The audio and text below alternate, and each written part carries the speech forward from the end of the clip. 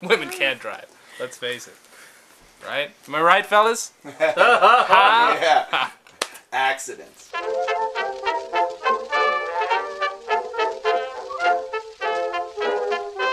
This is Comedy on Vinyl. This is Jason Klamm, and this week we are doing The Button-Down Mind of Bob Newhart from 1960. With me is Dan Gomiller, Yo. Ari Jarvis, Hello. and recorder contributor with a very sore voice, Mike Worden. Hello. That's very good. So yeah, I don't know. Bob Newhart's one of my favorite comedians. And Me too. yes, it's also Ari's. Dan? I enjoy him thoroughly. All right. This Although is I going didn't to be learn about him, like I didn't really hear it until you started playing me some stuff. So I hadn't really heard him before. Did I play you records? What did I do? No, you acquired some MP3s. Ah, I acquired some MP3s. That's a very PC way of putting very PC way of putting it. Yes. So yeah, we just realized though that the three of us don't really know this album as well as we know his other stuff, like the somebody help me out. The the Sir Walter Raleigh bit. Yes, the complete Button-Down Mind. But this is his first album. We'll just start. I'm gonna start this up.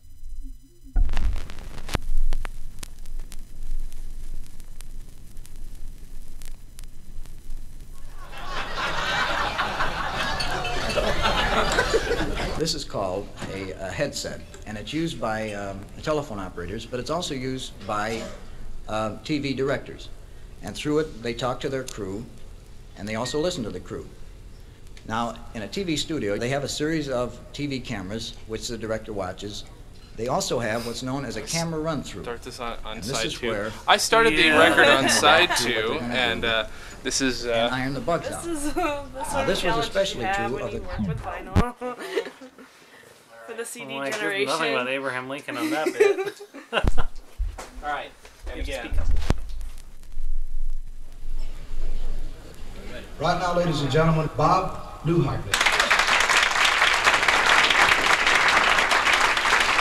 Thank you. Thank you very much. Many of you may have read The Hidden Persuaders. It's about advertising. And one of the points the book made was that the real danger of the public relations man or the advertising man was that they were creating images. Basically, Bob Newhart was performing these bits at house parties, at friends' houses. One of them recorded it. It made its way up to a producer's house at Warner Brothers. This Warner Brothers producer called up Bob Newhart and said, so, I want to come to your next live show and record it, see if we can make a record. And he didn't do any live shows. He was a certified public accountant at the time. And so he sets one up in Houston, and they record it like 2 weeks later, and it becomes the biggest selling album of the year. Something like that. That's pretty amazing. But yeah, I don't know. This kind of comedy, I don't think you can do anymore because now it's considered too quaint. I think that's ridiculous too, though, because I just love the sort of abstract. He takes advantage of the audience's imagination as opposed to miming like fucking someone from behind, which is a common thing with, I don't know, like dirty stand-up. And I was having sexual intercourse. Well, here's what I think would have happened if John F. Kennedy were to be having sexual intercourse with Khrushchev. It would have gone a little something like this. No, because Bob Newhart would have been... Bob Newhart would have done it like JFK is calling up, who's Marilyn Monroe's husband? Joe DiMaggio. Yeah, Right. and trying to avoid. That's true. Hey there, Joe. Yeah, you had a good evening? Oh, that's good. You sitting down? All right, that's good. Yeah. I'm surprised you can, Joe. That's why I love him. It's like it's a very 60s humor, though. Sure. Like, I mean, I don't know, I feel like audiences are much more jaded now. Sure. And they want to hear anger, they want to hear this, they want to hear that. Pushing the envelope, which Technically, he was though, Sure. because like some of his stand-up where he's talking about his wife and his cats. There's one sketch he has where he's talking about getting his cat fixed, and it's like he makes so many, allusions to, male like human genitalia. And Right. Now it's like, if you messed with that, I would act the same way, and Right. he is pushing the envelope for the time. Sure. Oh, I mean, And the now thing is, we're so. people don't get it that you can push the envelope thematically, which is not a word. I just push the envelope in how you can pronounce thematically. You can push the envelope thematically, but you don't have to do it necessarily with your language, quote unquote. Which, Right. or you can do it with language, the way George Carlin did. You just don't have to be an asshole about it. Yeah. I guess I'm old-fashioned too when it comes to comedy. Swearing's not going to impress me. You just have to do something with it. Yeah, fuck that noise. I would be curious to hear, people I work with that like comedy, what they would think of this album. Mm-hmm. Like, would they understand it? I'm sure they would laugh. Sure.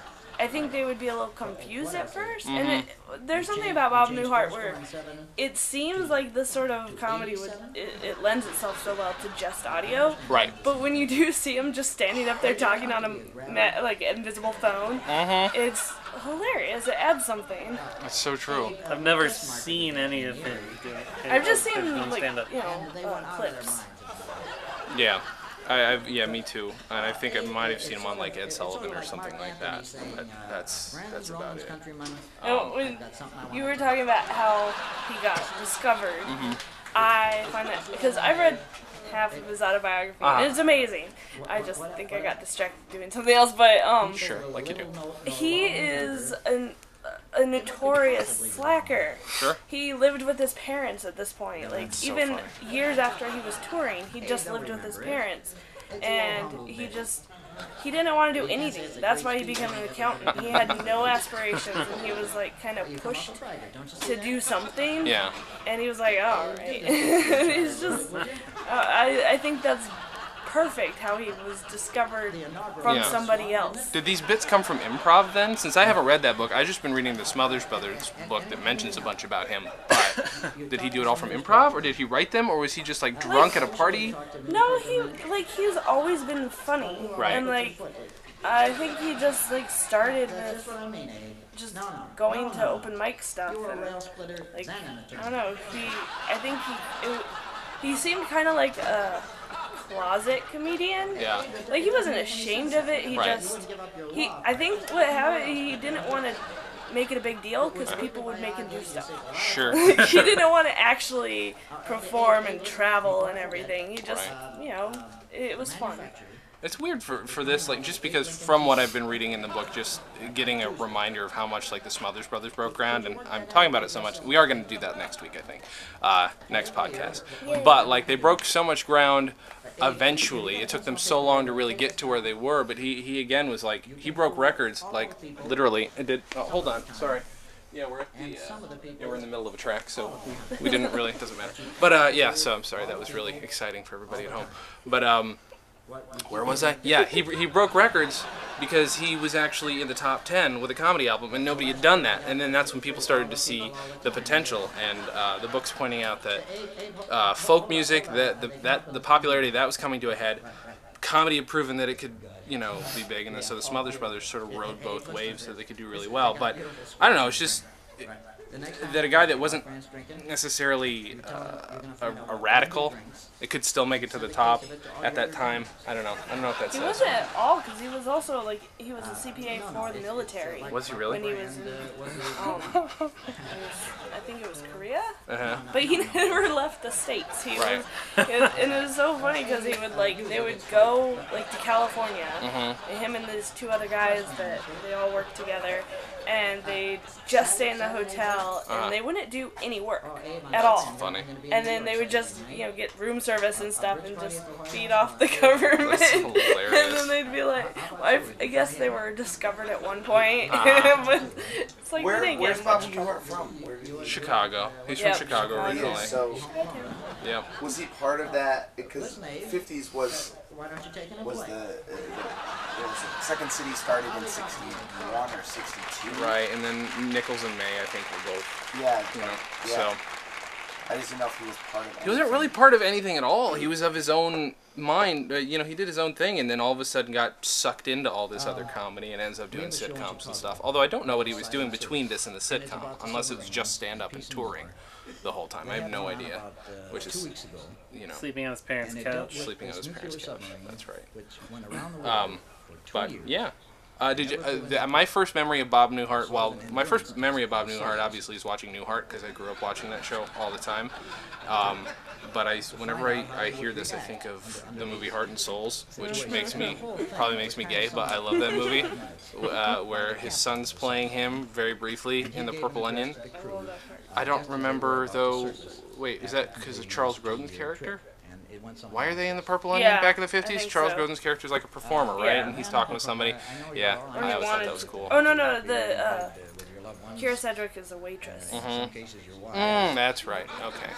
Watch Heart and Souls, kids. It's a great movie. It's Robert Downey Jr.'s shining moment. It is his greatest film, right? Absolutely. Right? Yep. Chaplin, Iron Man, Heart and Souls. Heart and Souls. I don't know why they didn't get like 5 to 8 Academy Awards. 5 to 8. I'm glad you Johnny get B. spread. Good was good. Johnny B. Good. Yeah. That's not a 5 or 8. Academy Award movie Like like 3. Heart and Souls. What about Charles Grodin? But the fact that it's hard to get off on a Robert Downey Jr. tangent, but the fact that he played the dork to Anthony Michael Hall's jock. He was the very Oh, ow. Casting indeed. Dan, when's the Am first? Yeah. Ari, you go. I'll go. Go! My first Bob Newhart experience. Ooh, yes. Bernard in The Rescuers. Oh, yeah, that's right. Good Oh my call. god, I had the biggest crush on him. Apparently, that's when I knew I was And now into the world is going to nebbish- discover what Ari is into. She's into cartoon animals. nebbish cartoon animals. Nebbish cartoon animals. Holy shit. That's amazing. How does a guy make a career out of stammering, though? That's like, I mean, this is funny, but like the personality behind it, as all comedy, what King's Speech is what's all really. It's He about Bob became a Newhart. comedian. That's great. He I told him just overcame pretend his you're on the stammering. telephone. Hello, Hitler. Yeah, Adolf. Yeah, this is the king.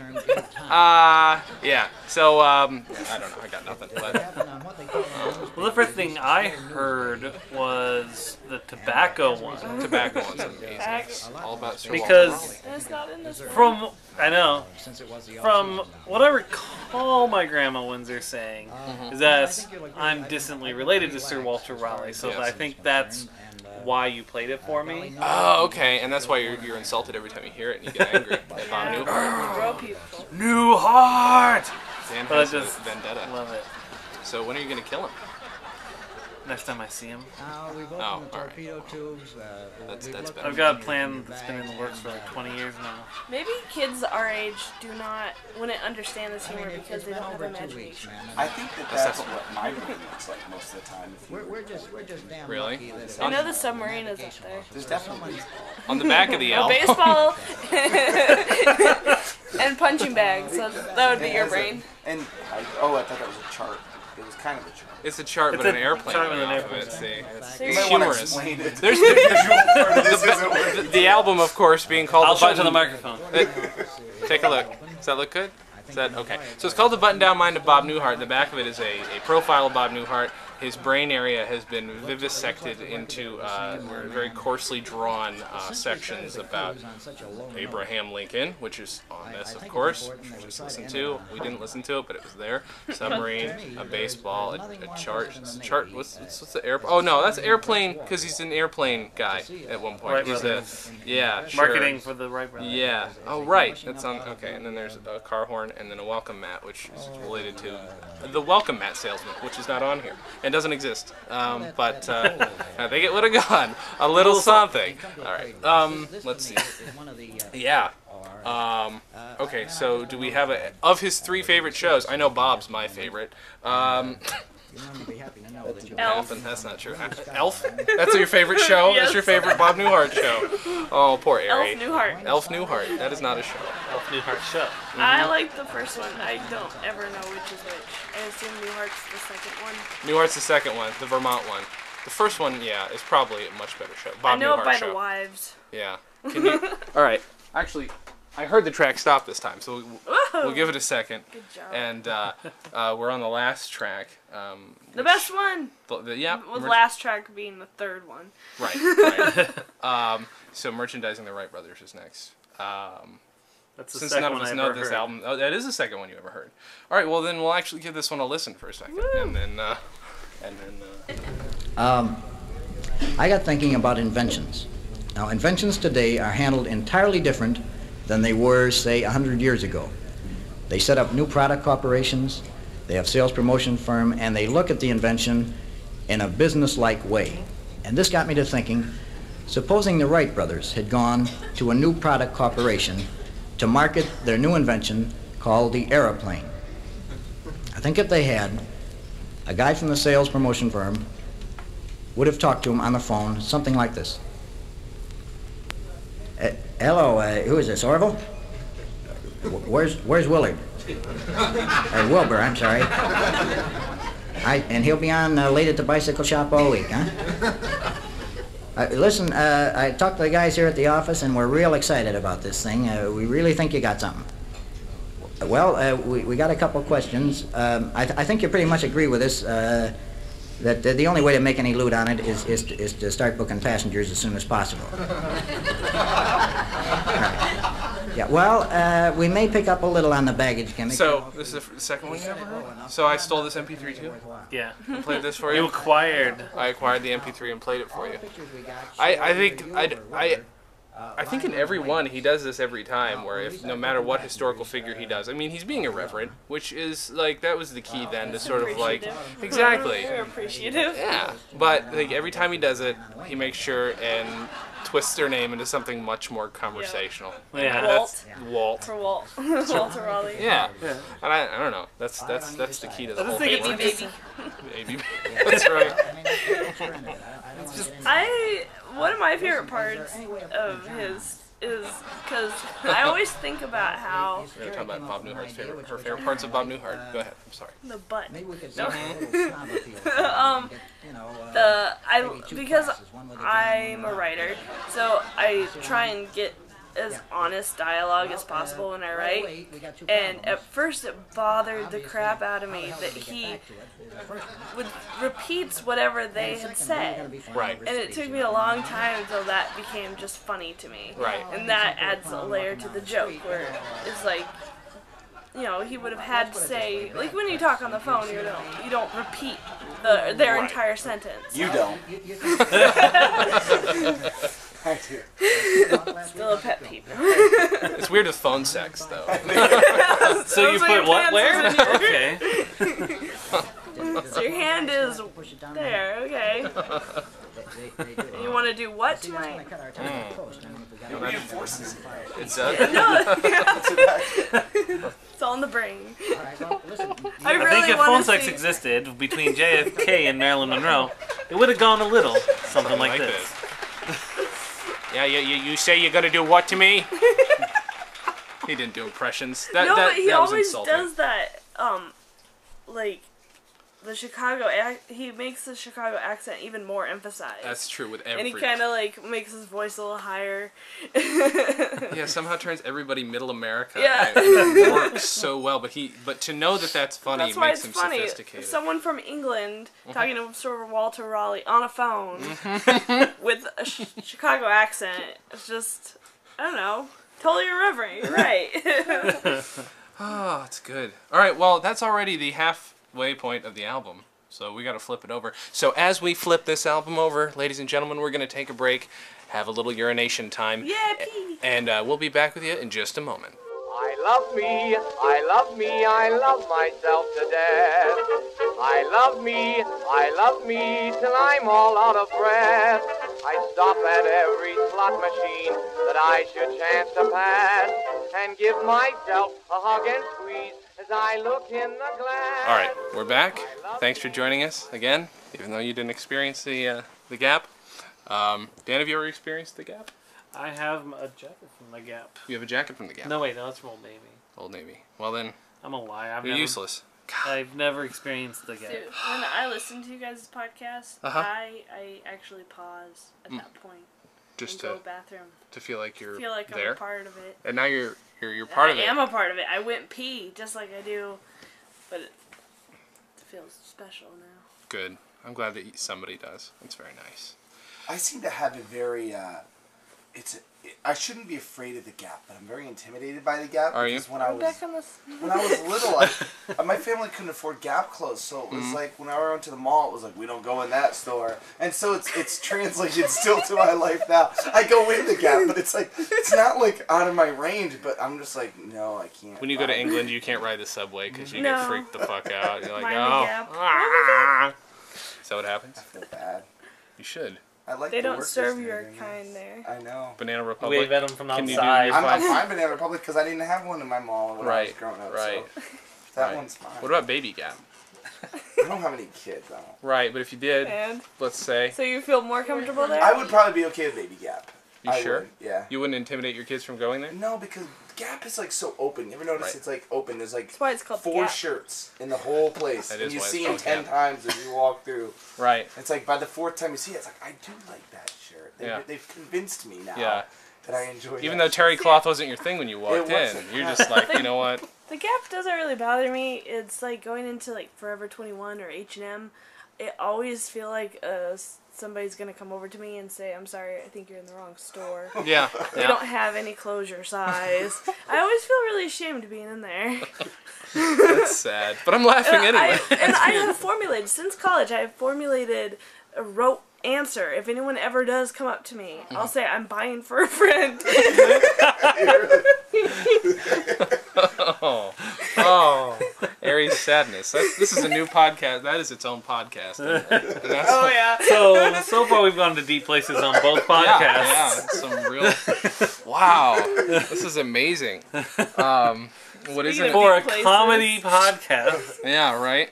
The back of this record is not that interesting. No, not at all. I read it. It's kind of boring. The guy's trying to be funny. Like when I people thought- try and write about comedy and they try and be funny, it just doesn't usually work. Wait, who wrote The Social Network? Aaron Sorkin. Okay, so not Dan. Not Dan Sorkin. Not Dan Sorkin. No, this man who's very I was likely. like, whoa. That would have been a completely different. In fact, this is what all he submitted. Jacket liner would have been completely different. In 1960, Bob Newhart recorded a podcast. And then you hear ding, ding, ding. Oh, Then there would have been a bunch of lies in there. yeah. Oh, who would have played him though? Who plays Bob Newhart in the movie? Oh God. I mean, I guess we could just go to Jesse Eisenberg's twin, Michael Cera. Yeah. No. And, no. I think he'd be a good one. He would. Hey, Wilbur. But he would need somebody, because even though he's nebbish and stammery, Yeah. he's still got this self-possessed, I think, well, I don't know.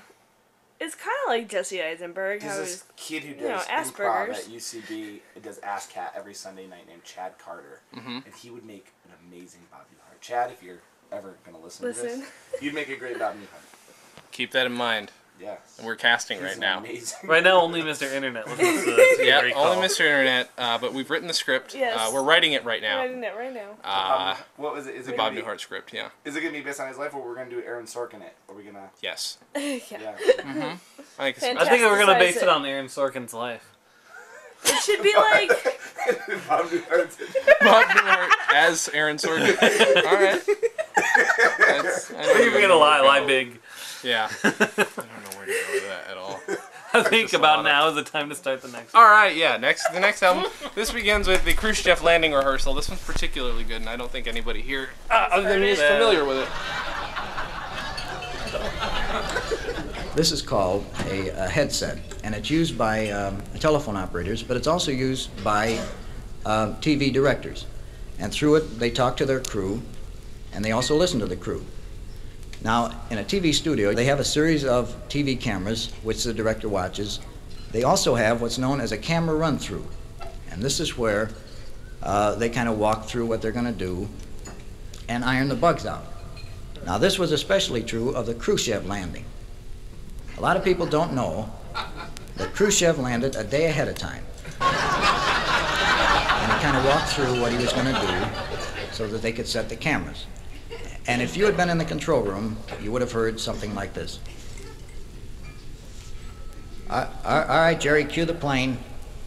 All right, have the plane come down. That's the way. All right, have the plane land. All right, taxi. All right, Jerry, have him stop on the chalk marks if you can. All right, he's going. That's all right. He's going past it. It's all right. All right, camera one, get in tight on. But I want to see a plane try to land on chalk marks. You know, after listening to that first side and realizing he doesn't ever have, and this is again, it's one thing that about comedy that I like, especially like Monty Python. The more I think about it, there's no needed. He doesn't have a punchline at the end. He's like, okay, you do that and get back to me. That's usually how he ends it. Yeah. There's no punchline. Exactly. It's not like it doesn't need to be like. It doesn't need to be a punchline for what he's doing. That the act itself is what it is. It's about the journey, not the destination. Ooh, thank you, dude. It's like it's almost as if he's pitching this as a sketch. Yeah, definitely. It's like he's like, okay, guys, this is gonna be a funny sketch. You know how this happens? Exactly. And then this happens, and this happens. Well, this is why it's funny. And then he just goes off. He's like, now these are the things that we could say in the sketch. And it doesn't have to be like, as you said, like there's no punchline because it's like, all right, if you were in a writer's room, people could take this for the next week, and then they would find the punchline. Here it is. Yeah. Exactly. Well, that kind of just goes back to the fact that he was just telling these as jokes at parties. You don't need a punchline for those kinds of jokes because it's just do your thing, and he does it, and everyone starts laughing, blah blah, and then it's he doesn't need to finish because everyone starts drinking and talking among themselves. But he's also got a good time limit. Right. Yeah. I mean, if you're not gonna have a punchline, then you should have a time limit. Yeah. I mean, what each side of this is 22 minutes or so. So I mean, he's getting 8 minutes out of this, which most people wouldn't be able to do now without hitting it over the head every time. He finds. Right. Yeah. Thank you. But like he finds the I'm not gonna say finds the funny. I hate when people say that shit. I've never heard anyone say that. You've never heard that? The funny. Whenever I hear that, I'm gonna be like, Jason says that. No. Ari is a bitch. That is all everybody needs to know. God damn it. That just comes from him performing it, though. It's like you learn where the jokes are, even when it's not funny. You learn where there it is. There's the laugh. I didn't know that it was funny in my head when I wrote that. Right. And then he finds it and he knows where it is. But the idea that he could do this bit right now, I'm sure he had a little practice, but he did not have practice in front of people. No. That this works so solidly, fucking on take one. I don't know what that means, except for like, there's a reason it shot that quickly up the charts. It just, I don't know how a phenomenon like that doesn't happen that often, except for like now, he was the Justin Bieber of his day, is what I'm trying to say. Well, I think the thing is that like a lot of what he talks about. Is he Canadian? No, thank Christ. Thank Christ. No. Chicago's kind of close. It's really close. There's a little bleed through. But like a lot of what he talks about tends to have some sort of marketing or PR kind of influence on it. Sure. Yeah. Which, especially at that time, that's when they started becoming like the big thing. He's more the Jonathan Colton of his day. Yeah. Jonathan Colton, his whole thing is he started in, he was a code monkey. Yep. He hated it. Yep. And he hated bureaucracy. He hates all that. And so it's like he was able to tap into what we all hate. Yeah. That's exactly where I was going with that. It's like he's... Sorry. No, I'm just saying that's good. That's Fight. There are a couple. Fight. But just like people were starting to see how, everything was starting to get over-branded and marketed, and just like nothing is natural or normal anymore, except for apparently this album. Sure. But and so I think he was tapping into that, and I think it's just really interesting that he can do that so well. Mm-hmm. Yeah. When he was an accountant, you know. It's funny though when you say that, because like they're kind of nostalgic for the good old days, and we're saying here kind of nostalgic for the good old days. Yep. Back then. When marketing was just being born. Yeah. Boy, how I miss those days. When a cigarette was still just a cigarette. And it was on TV. Ah. Cocaine changed all that. Yeah. And then the marketing guy's like, all right, here we go. We got it. We're going to put it right in the face. They're not going to have a choice. They're going to see it all the time. Justin Bieber. Oh. I shouldn't have brought up Justin Bieber. I apologize. Yeah. Bob Newhart, who is totally listening to this I don't right know. now. 13-year-old girls are kind of our target demographic. That is true. They're your target demographic. Oh. Really? Really? I get that kind of reaction? It's because I'm not Bob Newhart. Fuck you. Fuck you, people. The next one is... I can't read sideways. Driving instructor. This one is about a woman driver. That's right. That's what it's about. Well, it's about a driving instructor. There is a woman. As I said, there was a thing in the paper tonight about documentaries, and I've had an idea for a long time for what I think is a wonderful documentary, which has everything. For instance, you go to work, you come home at night, and you never really think about it. It's mechanical, it's routine. But there are a group of men who every day, when they go to work, never know if that night they'll return, because they face death in 100 different ways. And I'm talking about America's driving instructors. And I'd like to present the first episode in the new TV series called The Driving Instructor. Now, I'd like to have you picture, if you would, this is a car. I'm the driving instructor, and seated next to me is a woman driver. How do you do? You're Mrs. Webb, is that right? Oh, I see you've had one lesson already. Who is the instructor on that, Mrs. Webb? Mr. Adam. I'm sorry, here it is, Mr. Adams. Just let me read ahead and kind of familiarize myself with the case. How fast were you going when Mr. Adams jumped from the car? 75? You could possibly sell this show. Yeah, I'm surprised they haven't yet. Yeah. Put her in a bikini. Yep. See if she can drive covered in grease. Because I can totally see that being, the Beverly Hills driving instructors. With all the girls on there, texting. And It's just weird to hear him talking about TV documentaries. He's obviously talking about what are now termed reality shows, and you don't think about how much documentary stuff was happening then, Alan Funt's stuff, Candid Camera and all that crap. Yeah. But then they must have been doing much more that we don't see now because it never survived tape or film. But it's probably very similar. Yeah, exactly. So yeah, I don't know. You don't think of it that way, so I feel undereducated. Well, you are, so sorry. I think it's interesting, a marked difference between his comedy and comedy now is that he is always being somebody else. Right. It's not, oh, my mom said this, or, my girlfriend does this, or something. Right.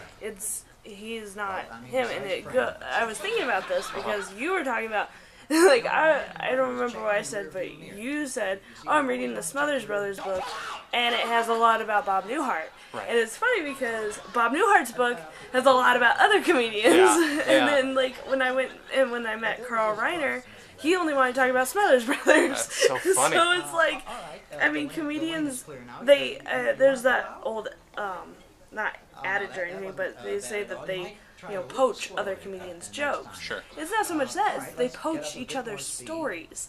And they're like, this is hilarious, because they appreciate other people's stories. Right. And, they want to get them out there or something, but, yeah. There's a couple comedians out there, stand-ups now. Nick Kroll is one of them. Who does, do you know Nick Kroll at all? Yeah, he's a character-based guy, but his is more, not like Newhart didn't encapsulate characters like you were saying. He didn't do voices and stuff like that. But Nick Kroll and some of these guys are doing the voices, and they're actually going off where their stand-up is completely character-based. It's not I'm standing up here and telling jokes at you. It's this is the character and this is the situation and imagine this, which is funny. It's a different way. you know, it's making like the sketch type of stuff. Yeah, it's a more active way of Exactly. doing observational humor. Yeah, you know, in a totally different way that isn't just it doesn't get belabored by your character. So he's not like it's not right. He's not. It's not 50 minutes of Bob Newhart observing shit. It's 50 minutes of Bob Newhart as this character observing shit, and what 6 different characters doing the same thing. It's not all, I guess, entirely observational, the cruise ship thing, but I mean, it's timely at the time. So yeah. I think if I ever did stand up, I could do it this way a lot easier. Coming from like acting, musical theater background, it'd be easier to like if I have a character and it's written out, I'm performing the character. Sure. If you don't laugh, you're not laughing. You're just laughing. Not laughing at the character. Yeah. You're right. You know? That's true.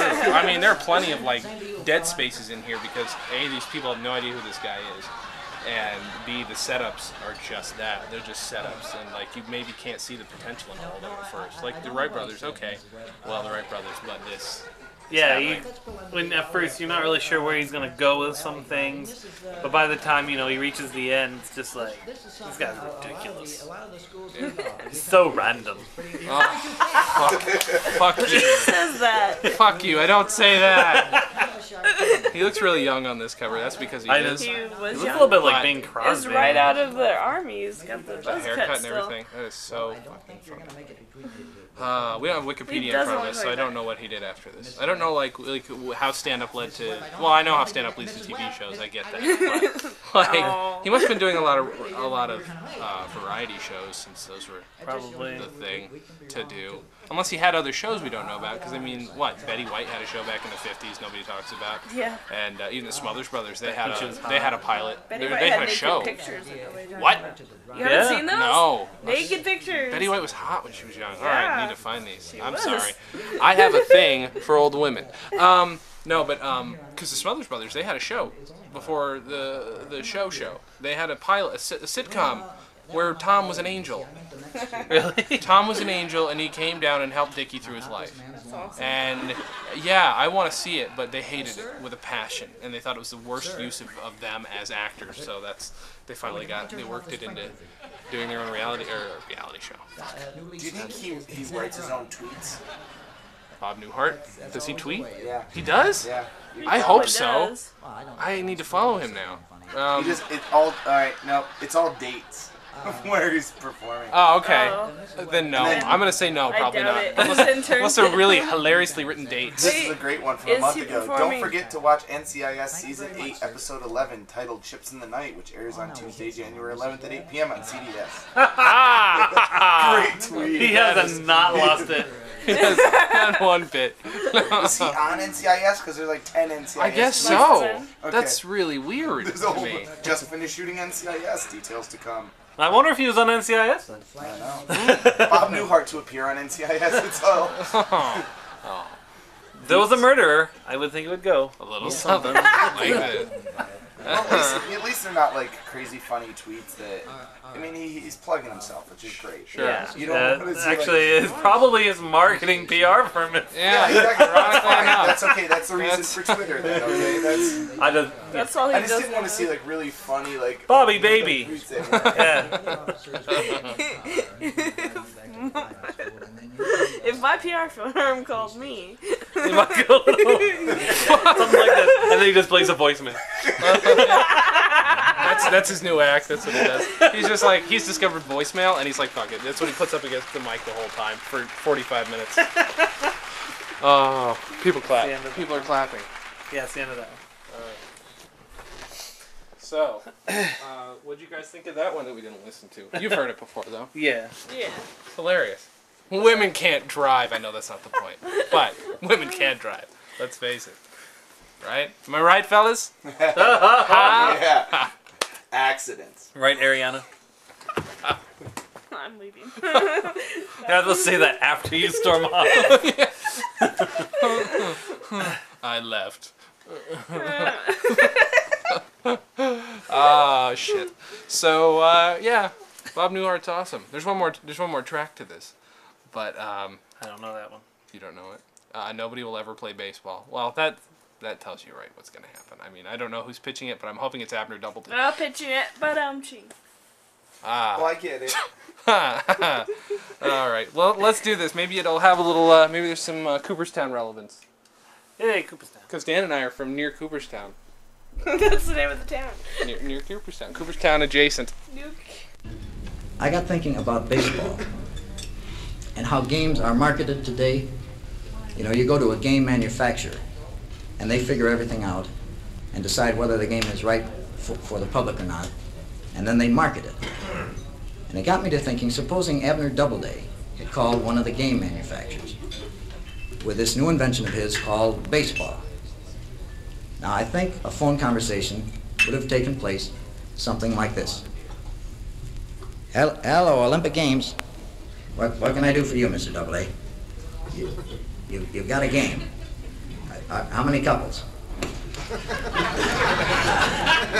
18 people? That's a hell of a lot of people. Well, the ideal game is, 2-3 couples, come over to the house, they get a little smashed, and, you can't play it in the house either. See, you got two things right there against you. See? All right, tell me about it. All right, you got 9 guys on each side. Yeah. And you got baseball. That's your comment, Dan? Yeah, baseball. Oh, baseball. Baseball's boring. It is boring. So he calls up THQ and he says baseball. It takes 18 people. So it's online game. One more pika. Is it just me or Bill Cosby did the invention of basketball? That's and then, true. Didn't Andy Griffith do the invention of football? Yeah, he did. Do you think that was like they were doing rock paper scissors to see who gets to do what sports? It's So ended up with requirement. hockey. It's a requirement. Some But does that Justin mean that Bieber ended up with hockey. that's the ones they enjoyed. We know which sports which comedians enjoyed. Yeah. Gilbert Gottfried did curling. Shoulders just rock! That's all I got. That's all it was. That's all it was. And then he left the stage. And everybody was angry for some reason. Yeah. I don't know why. Like, screw you guys! Is that what he said? Yeah. Oh. I was Iago! Is that his claim I'm to fame? Shakespeare in Aladdin.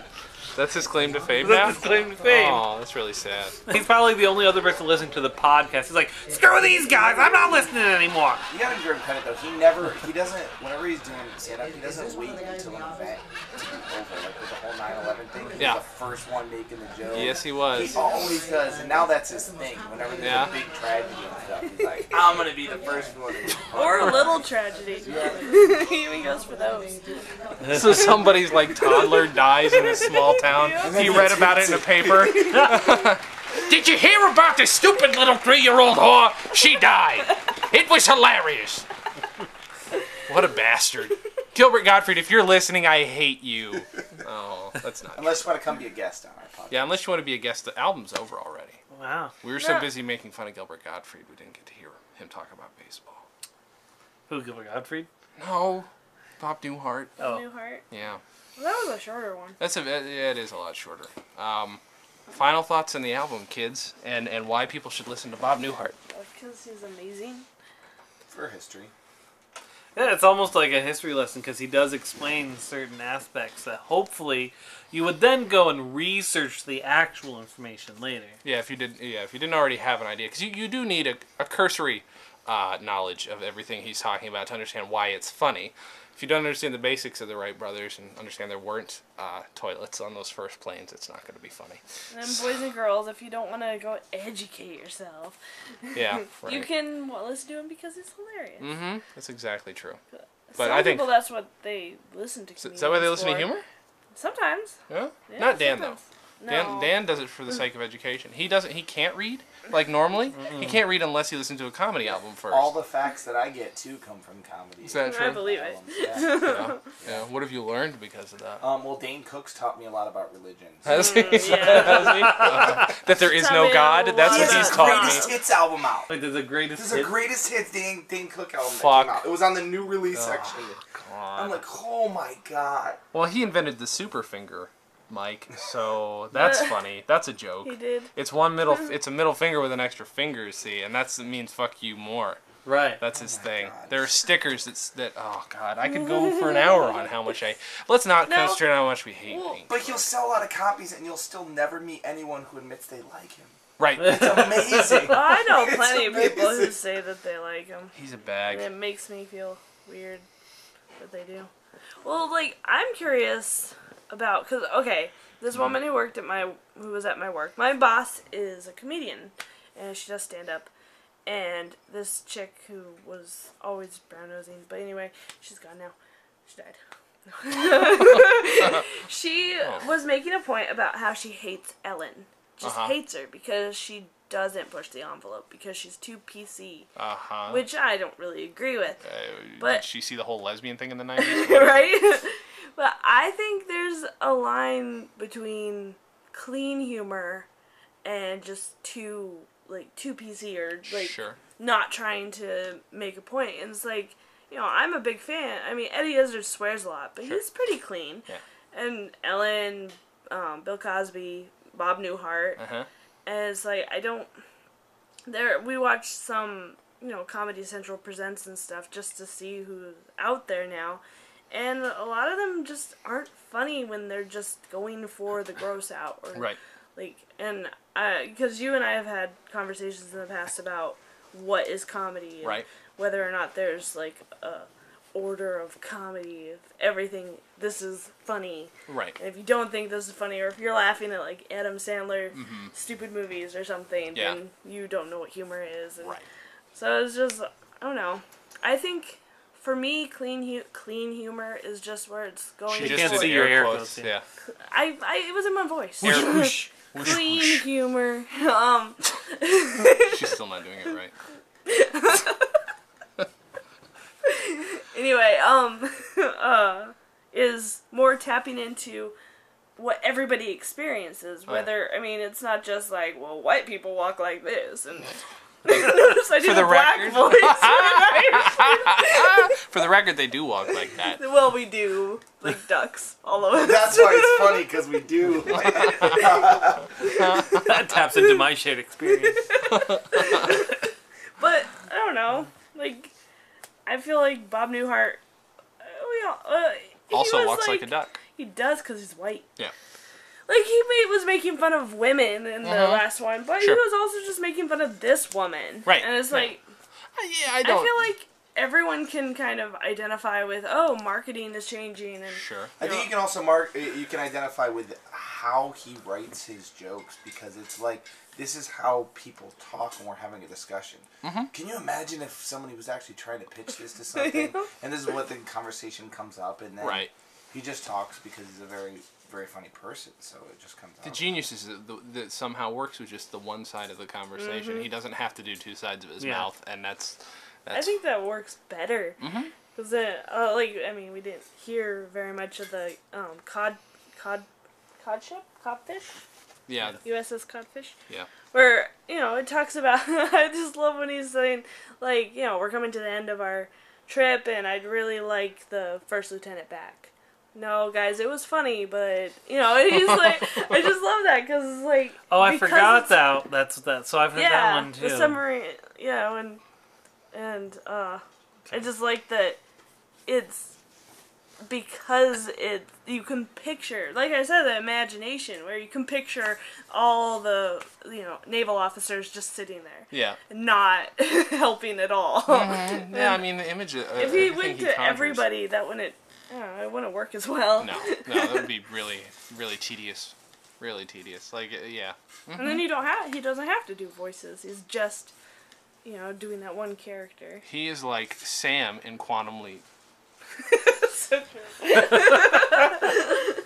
Comedy on Vinyl. I'm your host, Jason Klamm. With me, I was going to say, as always, is Dan Gomiller, but Dan Gomiller's here. Next week. Ari Jarvis is our first time, not last time, contributor, and obviously Mike Worden is our producer, recorder, and contributor with a hoarse voice. Everybody have a fantastic whatever day this is, and I apologize deeply. I look so good, but me thinks I'm just fine. It's Comedy on Vinyl is recorded at Fort Awesome Studios in Burbank, California. Follow us on Twitter at Comedy on Vinyl, and follow us on Facebook, or like us at goo.gl/V/S/MFZ as in zinc. My arm around my waist, if me gets fresh, I slap my face. I'm wild about myself.